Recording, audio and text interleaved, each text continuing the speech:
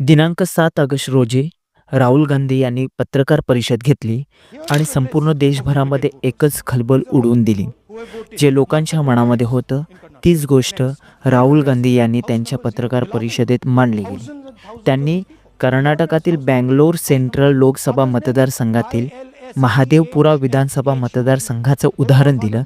त्यामध्ये त्यांनी सांगितलं गेलं की महादेवपुरा या ठिकाणी 1,250,000 बोगस मतदान आहेत. त्यामध्ये 40,000 वोटिंग कार्ड्सवर खोटे पत्ते आहेत. 14,232 अवैध फोटो आहेत. त्यासोबत फॉर्म 6चा गैरवापर 33,692 मतदारांनी घेतले आहे. त्यासोबत 11,965 डुप्लिकेट वोट मतदार आहेत. त्यानंतर एकाशा छोट्याशा खोलीमध्ये 50 ते 60 मतदार राहतात. अशांची संख्या 10,452 आहे. आणि अशा तऱ्हेने राहुल गांधी यांनी निवडणूक आयोगाची ठासून मारली आहे.